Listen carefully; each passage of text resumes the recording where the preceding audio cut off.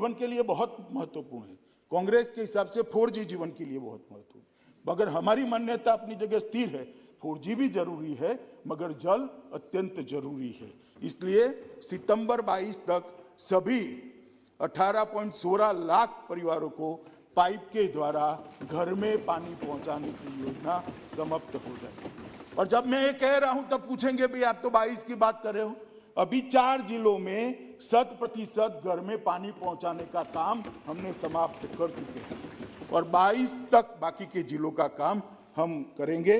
इसके साथ विद्यालयों, आंगनवाड़ियों और शिक्षा संस्थानों को, अस्पतालों को भी हमने जोड़ने का काम किया। मान्यवर, हमने तय किया है कि 2021 के अंदर ही 5300 किलोमीटर की सड़कों का निर्माण होगा, जिसमें 700 किलोमीटर कश्मीर में और 4600 किलोमीटर जम्मू में, और हर गांव को 2022 आजादी के 75 साल तक सड़क से जोड़ने का काम भी हम जम्मू कश्मीर में पूरा कर देंगे। इसका बजटरी प्रोविजन भी होगा। माननीय अध्यक्ष जी, ये हमेशा 370, 35 से ऐसे झुनझुने पकड़ाते थे, ना बिजली की बात करते थे, ना पानी की बात करते थे, ना नौकरियों की बात करते थे, ना स्वास्थ्य की बात करते थे। जम्मू कश्मीर के दुर्गम क्षेत्रों के अंदर जो लोग बसते हैं, इनकी स्वास्थ्य की चिंता क्या की है 3 परिवारों ने? मैं पूछना चाहता हूं, 70 साल तक आपने शासन किया, जम्मू कश्मीर के अवाम के स्वास्थ्य के लिए आपने क्या किया? लेकर आइए हिसाब और हमारे एमपीओ के साथ चर्चा करिए। मान्यवर, मैं सदन को गौरव के साथ बताना चाहता हूं कि ये नरेंद्र मोदी सरकार में, नरेंद्र मोदी सरकार के कालखंड में और 17 महीनों में, जो 17 महीने बोलते हैं, इसमें हमने जम्मू कश्मीर के पीएमडीपी के तहत स्वास्थ्य मंत्रालय से 881 करोड़ रुपए की राशि ऑलरेडी भेज दी है, जिसमें से 754 करोड़ रुपए की राशि व्यय की जा रही है। मान्यवर, 75 परियोजनाएं पूरी हो गई है और 22 तक 39 परियोजनाएं पूरी हो जाएगी, जिसमें श्रीनगर में 500 बिस्तरों वाला नया अस्पताल, जम्मू में 200 बिस्तरों वाला नया मातृत्व अस्पताल, जम्मू में नए हड्डी और जोड़ के अस्पताल, जीएमसी जम्मू में 100 बिस्तर के आकस्मिक चिकित्सा ब्लॉक, जम्मू में बालक और बालिका छात्रावास का निर्माण जिसके तहत आता है। और माननीय अध्यक्ष जी, देश भर के 60 करोड़ गरीबों को मोदी सरकार ने आयुष्मान भारत का आशीर्वाद देकर 5 लाख रुपए तक का स्वास्थ्य फ्री ऑफ कॉस्ट दिया। मान्यवर, मसूदी साहब पूछते थे क्या किया जम्मू कश्मीर के साथ, क्या किया? एग्रीमेंट नहीं पढ़ते, शासन का एग्रीमेंट होता है जनता के साथ। अरे भाई, एग्रीमेंट तो कागज पर होता है, जम्मू कश्मीर तो हमारे दिल में है, दिल में। देश भर के अंदर मान्यवर 5 लाख तक की स्वास्थ्य योजना, जो प्रधानमंत्री आयुष्मान भारत योजना से जानी जाती है, पीएम जय के नाम से जानी जाती है, वो गरीबों के लिए है। प्रधानमंत्री जी ने जम्मू कश्मीर के लिए सेहत योजना लाए। जम्मू कश्मीर में कोई करोड़पति हो या रोडपति हो, सड़क पर रहने वाला हो या बड़े से बड़े महल में रहने वाला हो, हर एक को 5 लाख तक की सुविधा आरोग्य की हमने देने का काम किया। और मान्यवर, मैं देखता था, मैं कार्यक्रम में उपस्थित था वर्चुअल तरीके से, लोगों की आंख में आंसू थे। एक बूढ़ी महिला कश्मीर घाटी की मां बता रही थी कि 70 साल तक हमारा किसी ने चिंता नहीं किया, नरेंद्र मोदी जी ने आकर हमारी चिंता की, अब मुझे इलाज कराने के लिए किसी के सामने हाथ फैलाने की जरूरत नहीं है, मेरी सरकार वहां बैठी है जो मेरा इलाज कराएगी। मान्यवर, ये जो हमने किया है, लगभग हर एक व्यक्ति को सेहत योजना के तहत कवरेज देने का काम किया है। और मैं मानता हूं जम्मू कश्मीर बहुत कम राज्यों में से एक राज्य है जिसका हर एक व्यक्ति स्वास्थ्य योजना के तहत कवर किया गया है। मान्यवर, कोविड के खिलाफ लड़ाई भी इसी समय में हम लड़े, जो 17 महीने का हिसाब मांगा जाता है, इसी के तहत लड़े। और सबसे अच्छा कोविड प्रबंधन एलजी के नेतृत्व में जम्मू कश्मीर सरकार ने किया। टीकाकरण का काम भी बहुत स्मूथ तरीके से घाटी और जम्मू दोनों तरफ चल रहा है। मान्यवर, एम्स की स्थापना की है, 2 एम्स बनाने का काम किया है और लगभग 2000 करोड़ रुपया एक एम्स का, 4000 करोड़ रुपया एम्स के लिए भारत सरकार ने यहां भेजा है। इसकी शुरुआत हो गई है। नए मेडिकल कॉलेज की स्थापना, 7 नए मेडिकल कॉलेज, 70 साल में 3 थे, 17 महीने में 7, अनंतनाग, बारामूला, रजौरी, डोडा, कठवाड़ा, हंदवाड़ा और उधमपुर, ये 7 नए मेडिकल कॉलेज की शुरुआत हुआ है। और 5 मेडिकल, उसमें से 5 का एक टेम्परेरी परिसर के अंदर शिफ्ट व्यवस्था के आधार पर बच्चों को पढ़ाने का कामकाज भी हमने शुरू कर दिया है। राह नहीं देखिए, इसको सिविल अस्पताल के, और 22-23 में और 2 मेडिकल कॉलेज भी हम चालू कर देंगे। लगभग हम 1100 बच्चे जम्मू कश्मीर के डॉक्टर बनकर जम्मू कश्मीर के गरीब की सेवा करें, इस तरह की व्यवस्था। आप हमें पूछ रहे हो हमने क्या किया? कभी इतनी संवेदना के साथ किया था? 370 का झुनझुना दिखाकर शासन करते रहे 3 परिवार मान्यवर। कितने सालों तक शासन किया? जो असुविधाएं थी, जो कष्ट था, जो दुख था, उसको एड्रेस करने का इन्होंने कभी काम नहीं किया। माननीय अध्यक्ष जी, एक बीएससी नर्सिंग कॉलेज भी हम वहां चालू कर गए हैं, मंजूरी दे दी है, और 5 नए नर्सिंग कॉलेज को हम वहां स्थापना करने का प्लान रखे हैं। कि राज्य कैंसर संस्थान भी हमने शुरू किया है, एक श्रीनगर में और दूसरा जीएमसी जम्मू में। और मान्यवर राज्य सरकारें, केंद्र सरकार ने लगभग अलग अलग 115 योजनाएं नरेंद्र मोदी जी के शासन में आने के बाद इस देश के दलित, गरीब, पिछड़े, आदिवासी, इनके लिए बनाई थी, मगर उसका वहां पर इम्प्लीमेंटेशन नहीं होता था। जब से राष्ट्रपति शासन लगा, तब से लगभग हर घर को बिजली देने का काम पूरा हो गया है। 3,57,405 लाभार्थियों को कवर दे दिया गया है। पीएम उज्ज्वला योजना के तहत 12,60,685 माताओं को गैस का सिलेंडर देने का काम हमने समाप्त कर दिया। उजाला योजना के तहत 79.54 लाख लाभार्थियों को घर में उजाला करने का काम किया है। स्वच्छ भारत मिशन के तहत 100% घरों को आज मुक्त कर दिया गया, ओडीएफ डिक्लेयर कर दिया गया। माननीय 100% स्वच्छ भारत अभियान का 100% इंप्लीमेंट हुआ है। एकीकृत सामाजिक सुरक्षा, इसके लगभग 8 लाख लाभार्थी, पहले 16 थे, अब 8 लाख हैं। एलपीजीडीबीटी बजट लगभग 31.77 लाख लाभार्थी हैं। केसीसी ऋण और प्रधानमंत्री किसान योजना का लक्ष्य जो दिया गया था वो पूरा हो गया है। हर किसान को अब 6,000 रुपया उसके बैंक अकाउंट में किसी बिचौलिए के बगैर मिल रहा है, ट्रांसफर हो रहा है। इसके अतिरिक्त 2019-20 में जो छात्रवृत्ति थी, इसका कवरेज इस 17 महीनों में 3 गुना कर दिया है। 8 लाख छात्रों को डीबीटी के माध्यम से प्री और पोस्ट छात्रवृत्ति मिल रही है। माननीय अध्यक्ष जी, चालू वर्ष के दौरान दिसंबर 2020 तक हमें लक्ष्य रखा है कि और 9.5 लाख लोगों को छात्रवृत्ति के कवरेज में लेकर आएंगे। मान्यवर मनीष जी ने कहा कि जम्मू में इतनी फैक्ट्रियां बंद हो गई है और ये इसी कालखंड में हो गई। मनीष जी, सिर्फ रिकॉर्ड क्लियर करने के लिए कह रहा हूं, ये फैक्ट्रियां बंद होने का जो रेंज है वो 18 साल का है। 18 साल में बंद हुई सभी फैक्ट्रियों का आंकड़ा आपने 17 महीनों के अकाउंट में डाल दिया है, तो रिकॉर्ड जरा क्लियर रहना चाहिए, हैं? नहीं, 18 साल से जितनी बंद हुई है उसका आंकड़ा इन्होंने 17 महीनों में डाल दिया, इसलिए मैं रिकॉर्ड क्लियर कर रहा हूं। मान्यवर, अब ये कहते थे कि 17 महीनों में क्या हुआ। जम्मू कश्मीर के उद्योग के लिए सबसे बड़ा हर्डल था, वहां कोई भी उद्योगपति उद्योग लगाना चाहे तो उसको भूमि नहीं मिल सकती थी। धारा 370 हटाई, उसके बाद में जमीन के कानून के हमने परिवर्तन किया और अब ऐसी स्थिति हुई है कि जम्मू कश्मीर के अंदर उद्योग लग पाए। 6 महीने पहले ही हम कानून लाए और अब मिल पाएगी, इसलिए उद्योग भी आएंगे। और उद्योग को आने के लिए सबसे अच्छा प्रोत्साहन पैकेज नरेंद्र मोदी जी की अगुवाई में भारत सरकार लाई है, अप्रूव किया है और जम्मू कश्मीर सरकार ने भी इसको अप्रूव कर दिया है। मान्यवर, उनको मालूम है कि कोविड के कारण पूरे विश्व में मंदी है। मनीष जी पंजाब से आते हैं, जरा पंजाब के आंकड़े लेकर आ जाए। यहां पर आपकी सरकार है, राजस्थान के आंकड़े लेकर आ जाओ, छत्तीसगढ़ के आंकड़े लेकर आ जाओ। ये सबसे जम्मू कश्मीर के अच्छे हैं जहां तक मंदी की बात है।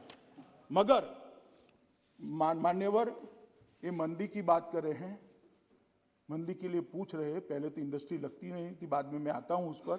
आपके शासन में 12 साल तक पूरे स्कूल बंद रहे, पूरा स्कूल, लाखों बच्चों का भविष्य अंधकार में कर दिया, और अब आज हमसे हिसाब मांग रहे हो भैया। तनिक ढंग से तो सोचो कि हिसाब मांगना चाहिए या नहीं मांगना चाहिए। मान्यवर, ये 4G की रोते हैं। आपने तो मोबाइल ही बंद कर दिए थे। 4G, 2G, 1G, 0G, कोई जी की जरूरत, मोबाइल ही बंद था, सिम कार्ड ही बंद था। मान्यवर, और ये हमसे हिसाब मांग रहे हैं। हम जो मान्यवर योजना लेकर आए हैं, अब हमने एक, वहां यही लोग यहां जो कहते हैं इंडस्ट्री नहीं आई, वहां जाकर अफवाह फैला रहे हैं कि आपकी जमीनें चली जाएगी। मैं जम्मू कश्मीर के आवाम को आश्वस्त करना चाहता हूं कि किसी की भी जमीन नहीं जानी है। सरकार के पास इतनी जमीन है कि जिसमें जम्मू कश्मीर विकास कर पाए, वहां इंडस्ट्री आ जाए। और अब सरकार की जमीन कोई राज करने वाला छीन नहीं सकता। ये नरेंद्र मोदी सरकार, ये जमीन आपके विकास के लिए है, आपके राज्य के उद्योग के लिए। ये जमीन को कोई नहीं छीन पाएगा। तो एक लैंड बैंक बनाइए। मैं आगे आता हूं इस विषय पर। मान्यवर, हम जो पैकेज योजना लाए हैं, इसके अंदर 28,400 करोड़ रुपया 2027-37 तक का पूरा इसका व्याप रखा है। लगभग 4.5 लाख से अधिक लोगों को इससे रोजगारी मिलेगी और तीनों प्रकार की हम इसमें सहायता देने वाले हैं।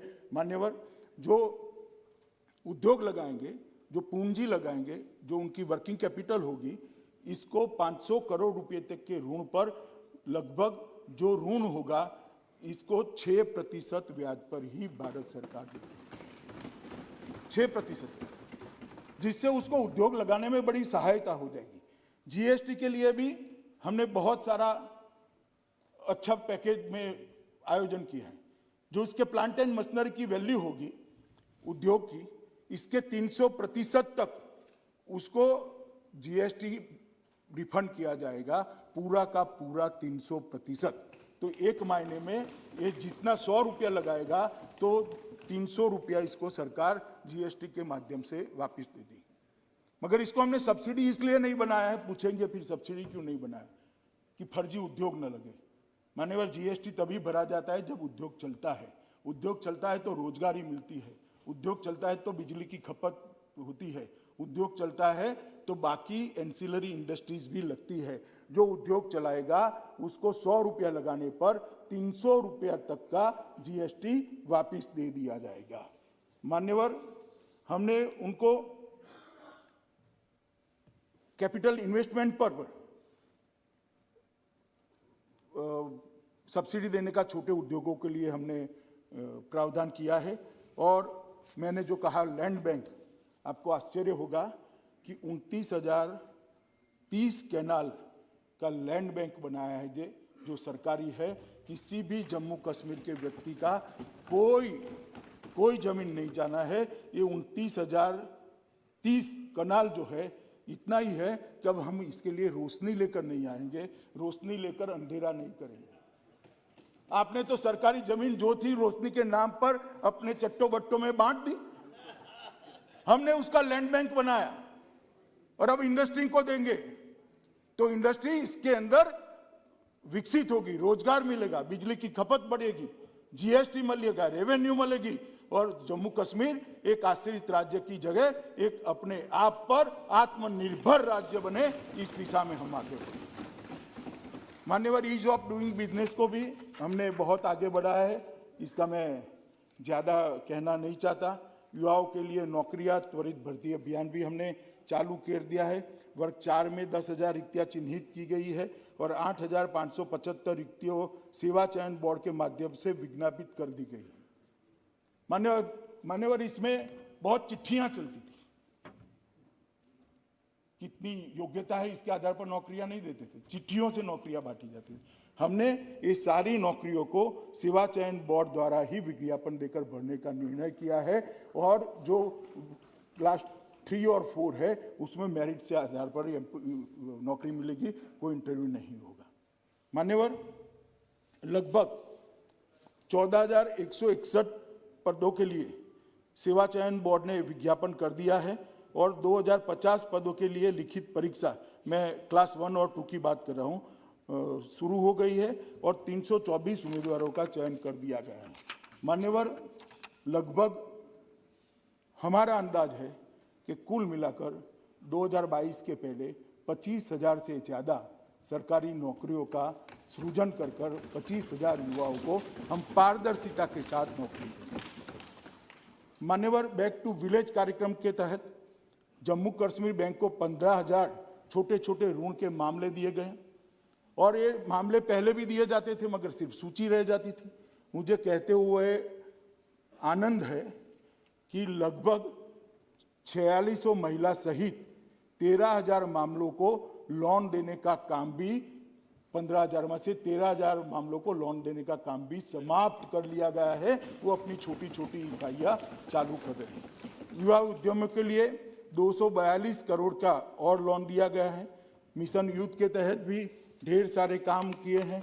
उनको क्रिकेट का, फुटबॉल का किट दिया गया है। बहुत सी चीज़ें, मैं इतनी डिटेल में जाना नहीं चाहता। आविष्कार, नवाचार और इंक्यूबेशन और प्रशिक्षण केंद्र, इसके माध्यम से भी हम क्षमता निर्माण का काम को आगे बढ़ा रहे हैं।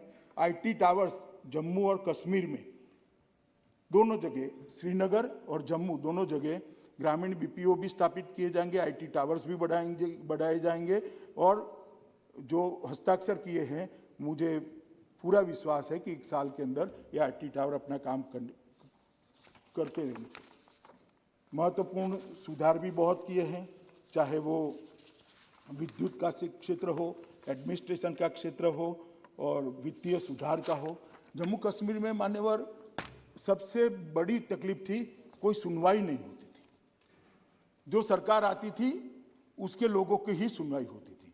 अभी एक वैज्ञानिक तरीके से जम्मू कश्मीर LG ने अपने खुद के स्तर पर संस्थागत तंत्र और व्यक्तिगत बैठकें कर तहसील तक की सभी फरियादें जम्मू कश्मीर LG तक आ जाए, इस प्रकार का एक साइंटिफिक खाका तैयार किया है। इससे छोटे से छोटे व्यक्ति की यहाँ पर फरियादों की सुनवाई की जाए।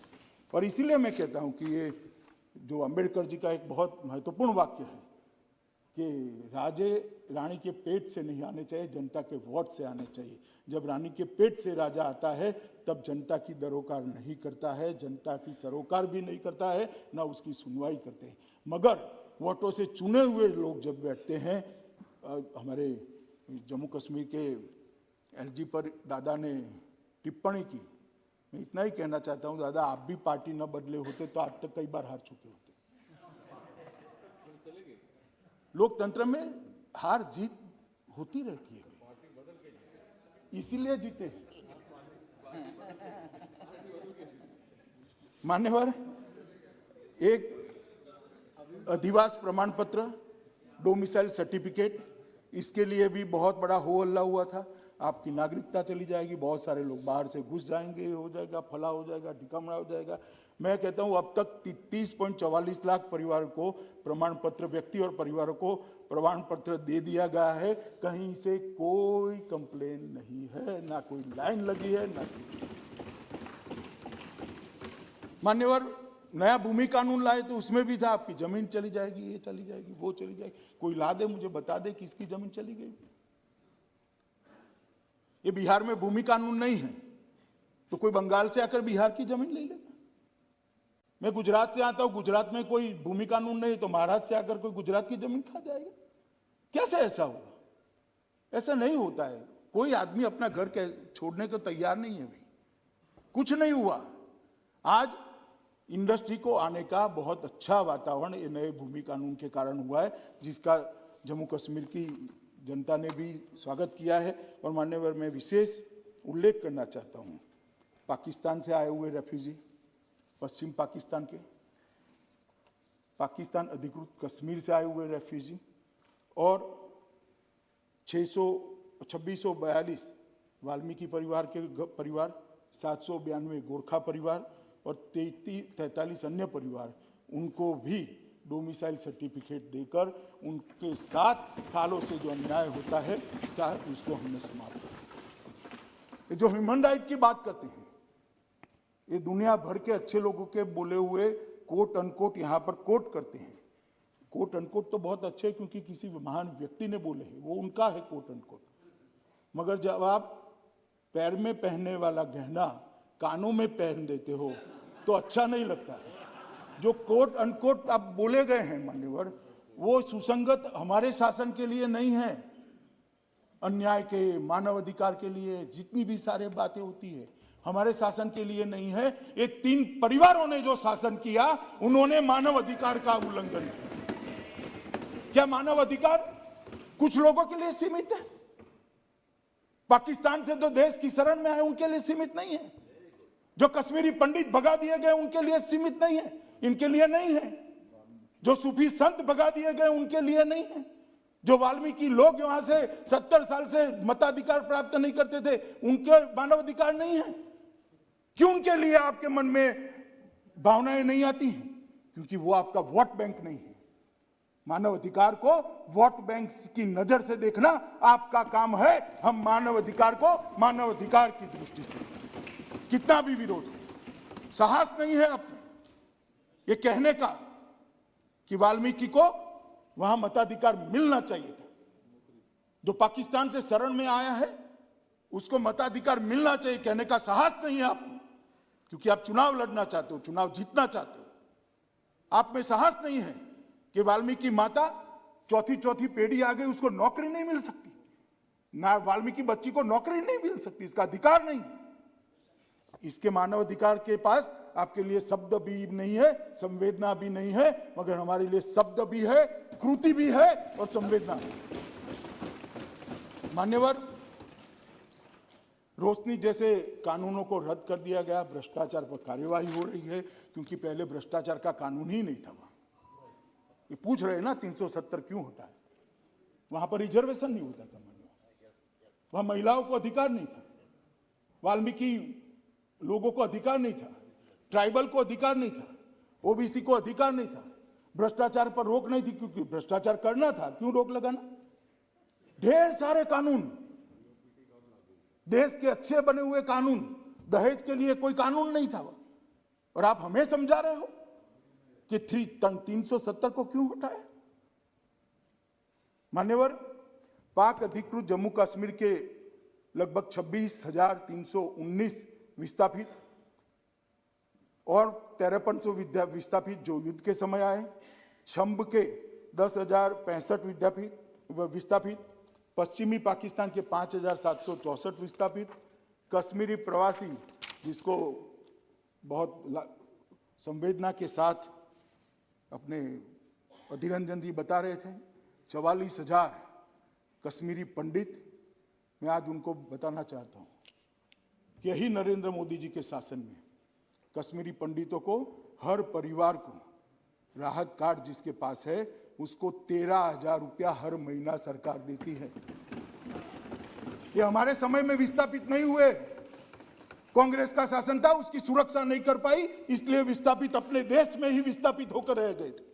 इनको 13,000 हम निःशुल्क राशन देते हैं। पुनर्वास के अंक के रूप में कश्मीर घाटी में 3,000 नौकरियां दे दी गई है, 88 नौकरियों का चयन प्रक्रिया चालू है और ये 6,000 लोगों को कश्मीर घाटी में घर के साथ 2022 के साथ हम बसा देंगे और वर्षों पुराना हमारा स्वप्न समाप्त। 3,000 लोगों को दे चुके हैं निरंजन जी नौकरी, ऑलरेडी दे चुके हैं। 70 साल में एक दिया है तो बताओ, एक। और 6,000 लोगों का घर बनाने की योजना भी, जमीन भी आवंटन कर दी है, बजट का भी आवंटन हो गया है, प्रक्रिया चालू हो गई। और प्रोफेशनल कॉलेज में दाखिले के लिए देश भर में रिजर्वेशन किया गया है। मान्यवर, पहाड़ी भाषी जनसंख्या के 1,74,000 लोगों को आरक्षण नियम संशोधित कर 4% आरक्षण, ये 370 हटने के कारण मिला है। अंतर्राष्ट्रीय सीमा के पास के गांव के 17,000 लोगों को यही सदन में मैं ही बिल लेकर आया था जिनको रिजर्वेशन दिया है, पहले नहीं दे सकते थे।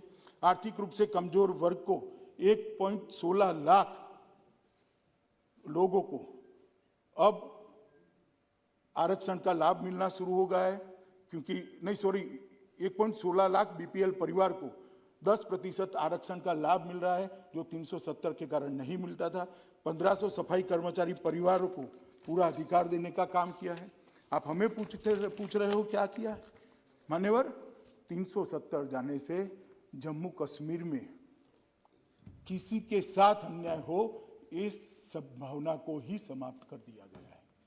मान्यवर, शिक्षा, प्रशिक्षण और करियर के लिए भी ढेर सारे काम किए गए हैं। मान्यवर, संवैधानिक और कानूनी मामलों में भी, जहां तक लद्दाख का सवाल है, मेरे युवा साथी नांगम्याल यहाँ है, मैं इतना कहना चाहता हूँ, 2014-15 से 19 तक 4,164 करोड़ रुपया की धनराशि जम्मू कश्मीर सरकार के थ्रू लद्दाख में गई थी।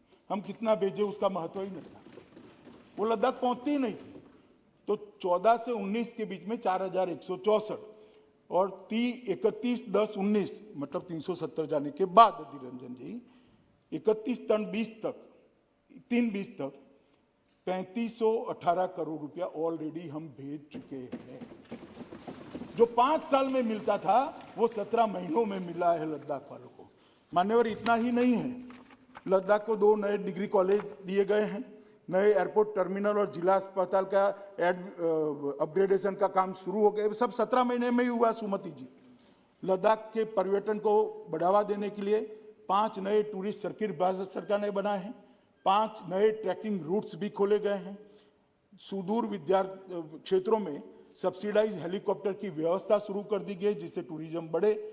लगभग लद्दाख में 7500 मेगावाट क्षमता वाला देश का सबसे बड़ा सौर ऊर्जा यंत्र लगाने की कार्यवाही भी शुरू कर दी गई है, जो लद्दाख के लोगों की लाइफलाइन होगी, ढेर सारे लोगों को रोजगारी मिलेगी। परंपरागत चिकित्सा प्रणाली उसको रिवाइव किया गया है। National institute for Sowa Rigpa की स्थापना नवंबर 2019 की कैबिनेट में कर दी गई है। कारगिल हवाई अड्डे के व्यवहार्यता अध्ययन फिजिबिलिटी स्टडी के लिए लद्दाख प्रशासन और अपने विमानपत्तन विभाग इसके साथ एग्रीमेंट हुआ है। Mission integrated development of horticulture के तहत 28,870 ऐसे पौधे जो ठंडी में भी जिंदा रह पाए, उनको लगाने का काम किया गया है। ई गवर्नेंस की दिशा में गांव तक ई गवर्नेंस पहुंचे, इसके लिए ढेर सारी सुविधाएं कई ई स्टैम्प शुरू कर दिया है, ई कोर्ट फी शुरू कर दी है। माननीय प्रधानमंत्री जी ने लद्दाख में एक सेंट्रल यूनिवर्सिटी का भी अनुमोदन कर दिया गया है। माननीय अध्यक्ष जी, विकास पैकेज के तहत जो 80,000 करोड़ रुपया था, उसमें इसका उचित हिस्सा भी लद्दाख को दिया गया है। और सभी राज्यों के जैसे यहाँ पर गुजरात भवन होता है, यूपी भवन होता है, बिहार सदन होता है, लद्दाख को भी 70 साल के बाद अपना भवन और सदन यहाँ पर मिला। भारत सरकार की कई सारी योजनाएं वहाँ पर थी, उसमें लगभग 80% कवरेज कर दिया गया है। रोड कनेक्टिविटी में सुधार के लिए 11 पुलों और 578 किलोमीटर रोड का काम हाथ पे लिया गया है। जो जिला टनल का काम शुरू कर दिया गया है। रिमोट एरिया में टेली कनेक्टिविटी के सुधार के लिए 80 सेट फोन और 124 वास्ट स्थापित किए गए हैं।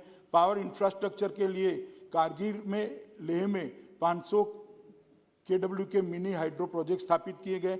11 केवी की और 66.25 केएम और 42 केएम एलटी लाइन बिछाई गई है। 3 गर्ल्स हॉस्टल बनाए गए हैं। 20 बेडेड अस्पताल कारगिल के अंदर बनाया गया है। ट्रेजरी सिस्टम की जगह पीएमएफएस लागू किया है, जिससे अनुकूलता हो। लेह में 1000 एमटी का कोल्ड स्टोरेज बनाने का काम पूरा कर दिया गया है, जिससे इतने ठंडी वाले प्रदेश में उनको कोई कठिनाई का सामना न पड़े।